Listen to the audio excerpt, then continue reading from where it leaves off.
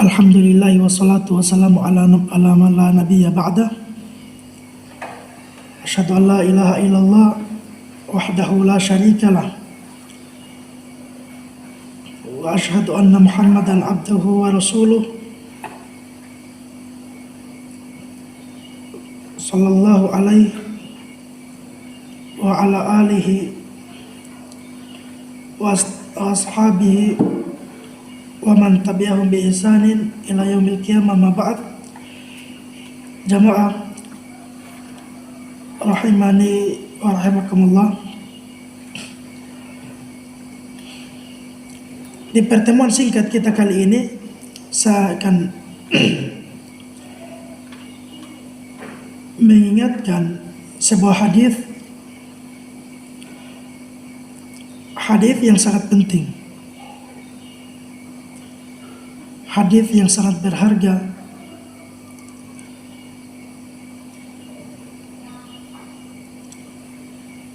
yaitu hadis pentingnya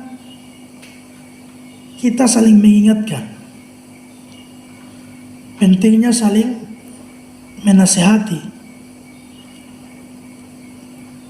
karena kedamaian suatu negeri, kesejahteraan suatu negeri, kemajuan suatu negeri itu ditentukan oleh sumber daya manusia.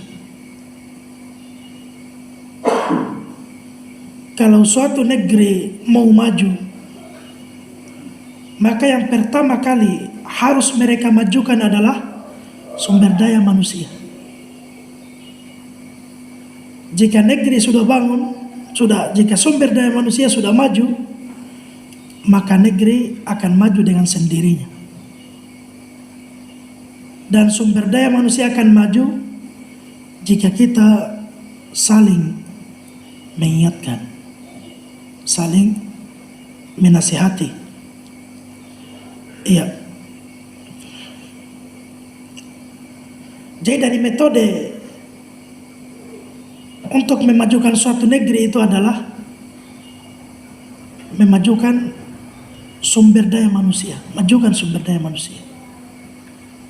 Itu akan mudah untuk memajukan negeri tersebut. Ini pengalaman kami pribadi dan pengalaman teman-teman kami juga. Iya. Mereka memajukan sumber daya manusia, ilmu, apa semua mereka majukan. Iya. Dengan sendirinya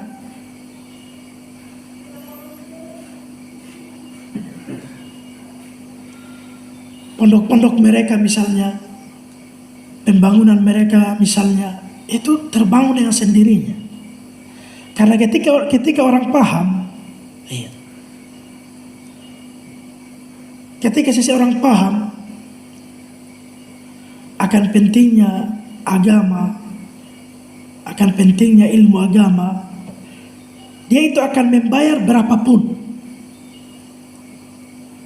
Dia akan membayar berapapun untuk terbangunnya suatu sarana agama dan lain sebagainya.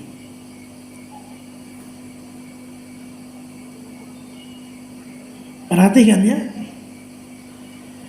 Jadi kalau kita bisa bahasa kasarkan,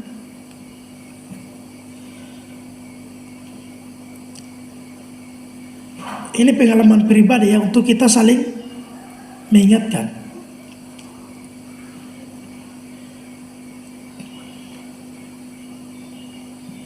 Saya punya donatur misalnya,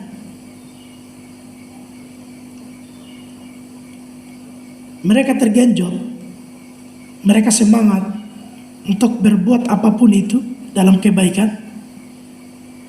Ketika kita sering sirami hati rohani hati mereka, sering berikan ta'lim, sering itu tergenjot mereka.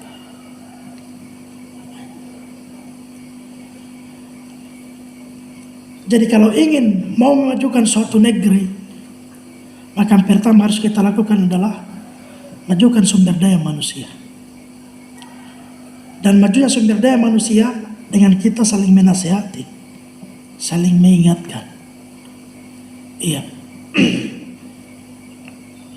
Saya akan ingatkan dengan sebuah hadis yang diriwayatkan oleh Imam Al-Bukhari wa Muslim dari istri Nabi sallallahu alaihi wasallam Aisyah radhiyallahu anha.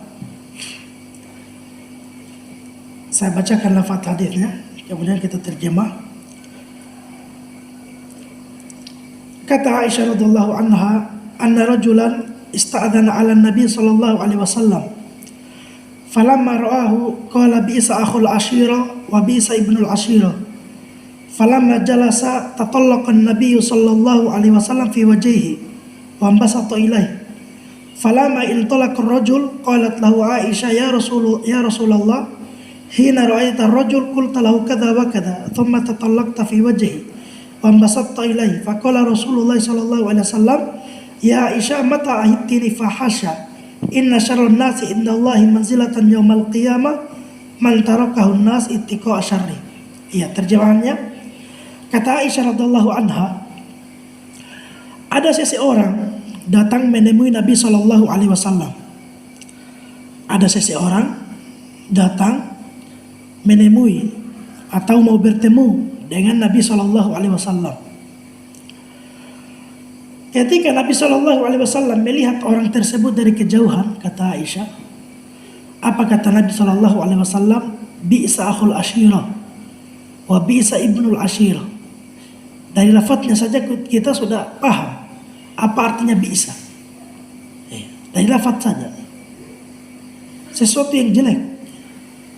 Jadi orang tersebut dilihat dari kejauhan, kata Nabi sallallahu alaihi wasallam, bi'sa akhul ashira wa bi'sa ibnul ashira.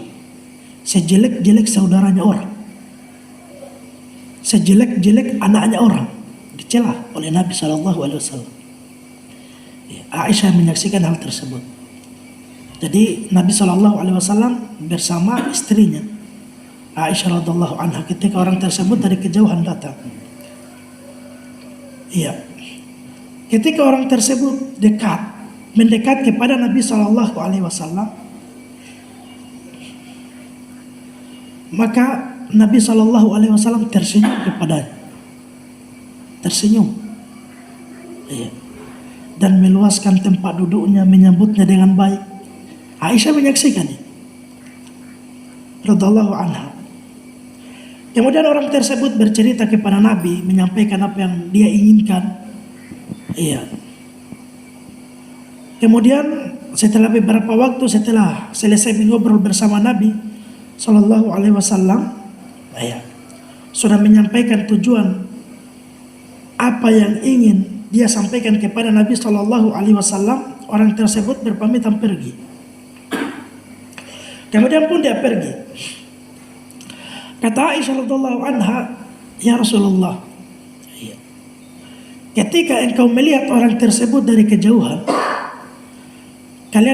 engkau melihat orang tersebut dari kejauhan tadi, engkau mencelanya, engkau mengatakan bisa akhul ashira wa bisa ibnul ashira, sejelek-jelek saudaranya orang dan sejelek-jelek anaknya orang.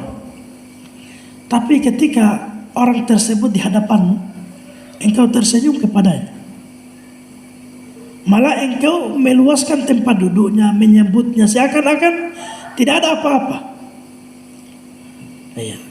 Apakah karena Nabi sallallahu alaihi wasallam takut? Tidak. Tidak ada yang ditakuti oleh Nabi sallallahu alaihi wasallam. Nabi kita Muhammad sallallahu alaihi wasallam sudah melihat surga dan sudah melihat neraka.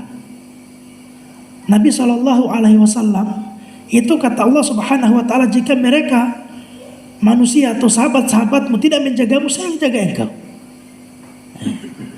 Jika terjadi apa-apa, misalnya Nabi sallallahu alaihi wasallam pernah dilukai, itu karena hikmah di balik tersebut, hikmah yang besar. Tapi Allah Subhanahu wa taala sudah menjamin nabinya. Jadi bukan karena Nabi sallallahu alaihi wasallam takut. Tidak. Tapi kenapa Nabi sallallahu alaihi wasallam melakukan hal tersebut ini dia? Jadi Aisyah radhiyallahu anha bertanya kepada Nabi Shallallahu Alaihi Wasallam, wahai Rasulullah, kenapa engkau melakukan hal tersebut? Kata Nabi Shallallahu Alaihi Wasallam, wahai Aisyah, mata ahidtini fahasya. Wahai Aisyah, kapan engkau mendapatiku melakukan sesuatu yang fahish? Maksudnya apa? Pernahkah engkau mendapatiku melakukan sesuatu yang di luar kebenaran, di luar kenyataan? Berarti apa yang dilakukan oleh Nabi ini sudah kenyataan, sudah yang sebenarnya. Ternyata bisa juga memperlakukan orang seperti ini. Di belakang lain tapi di depan lain. Coba bayangkan. Bukan pecundang, bukan. Jangan dikatakan kenapa kamu berani belakang, enggak. Tapi apa sebabnya? Iya. Sebabnya adalah itu karena kurangnya sumber daya manusia. Apa kata Nabi Shallallahu Alaihi Wasallam?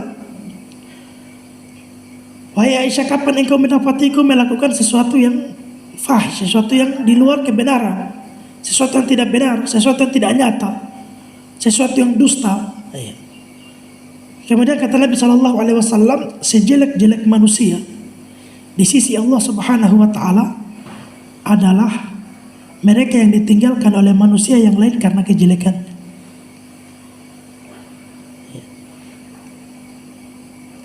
Ditinggalkan oleh manusia, tidak dinasihati, tidak diingatkan, dibiarkan saja karena kejelekan. Jadi ketika dinasihati bukan kebaikan didapatkan, malah kejelekan. Ketika diingatkan bukan malah menerima, malah menyerang balik misalnya. Ya ini pentingnya apa? Kita saling mengingatkan. Pentingnya menerima itu nasihat.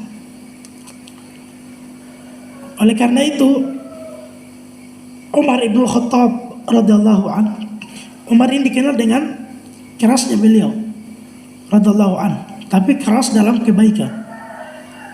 Keras dalam kebaikan, tegas. Iya. Walaupun tidak sedikit juga, tidak jarang juga beliau salah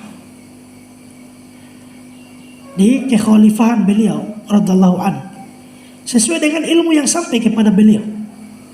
Pernah memarahi sahabat ketika mengetok pintu sebanyak tiga kali. Maksudnya kalau sudah mengetok satu kali, bukan 3 kali itu berarti 3 kali ketokan, bukan. Maksudnya kita ketok dulu, iya, memberi salam, tidak dibuka, tunggu beberapa saat.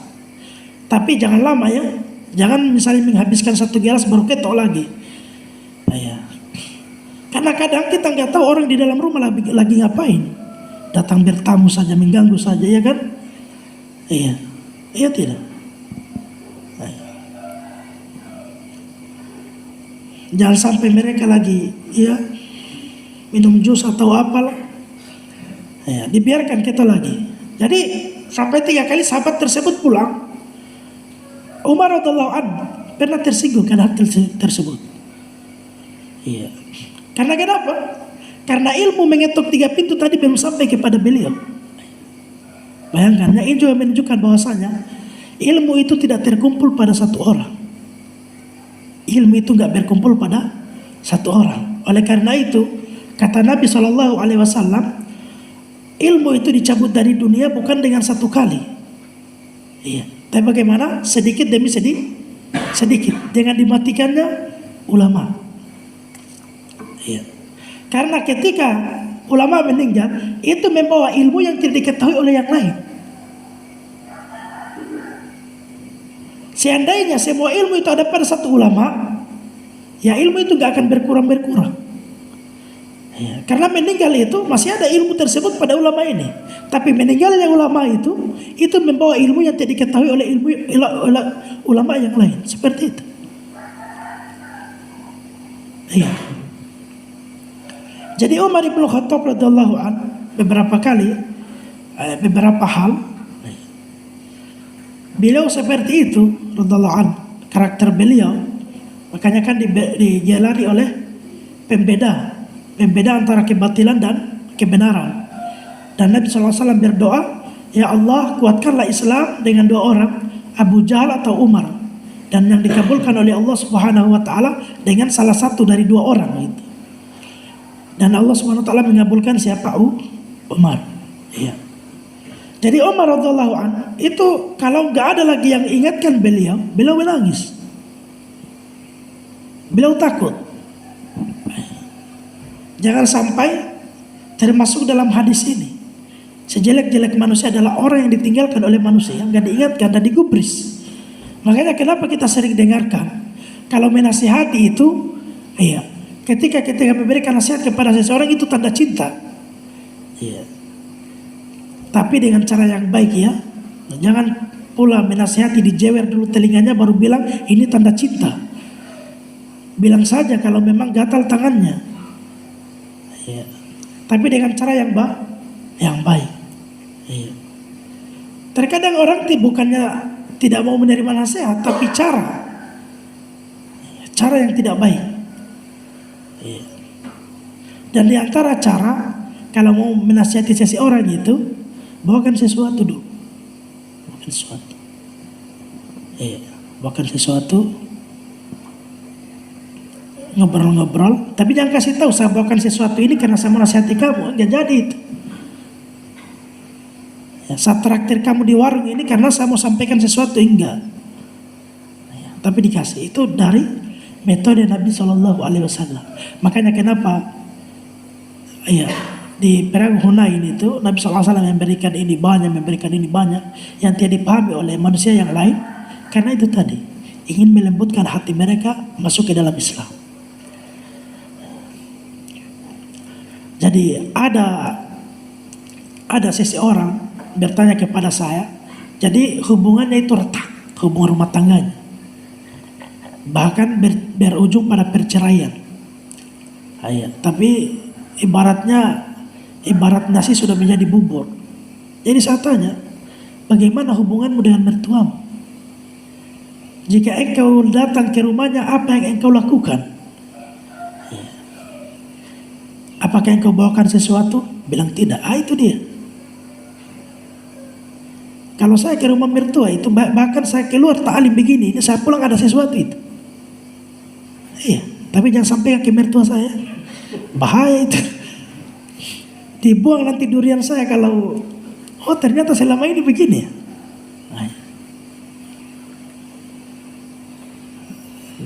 Jadi kalau saya itu di depan mertua saya, seakan-akan itu saya itu lebih tua dari beliau. Bayangkan itu. Karena ini dari metode Nabi Shallallahu Alaihi Wasallam.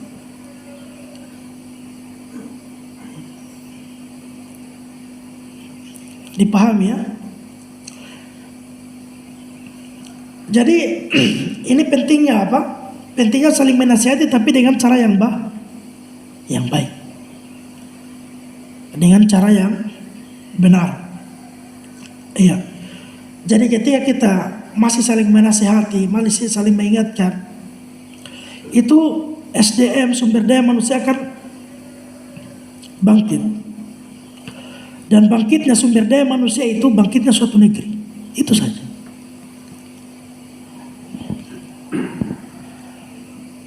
Jadi bukan banyaknya orang, bukan banyaknya orang.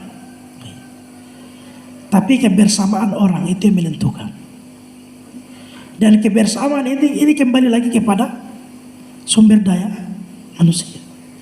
Bagaimana mulai sumber daya manusia itu tadi kita saling mengingatkan. Kita saling memberi nasihat. Iya.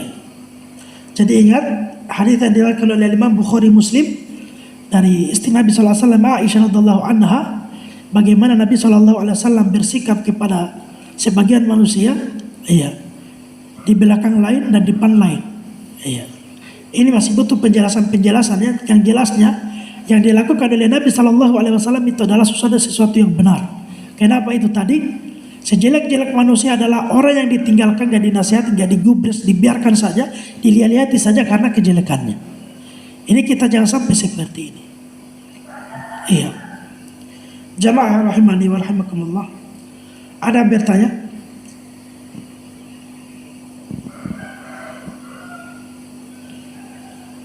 Atau disimpan pertanyaannya untuk di warkop besok di Dato?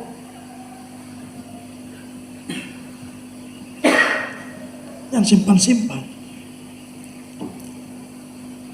Ternyata ikhwah karosa itu nggak bisa dicandai. Ikhwah karosa nggak bisa dicandai. Tadi malam saya bercanda bilang kasih tebal memang, ternyata tebal betulan. Iya. Jadi saya bilang nggak bisa dicandai kalau begitu. Iya.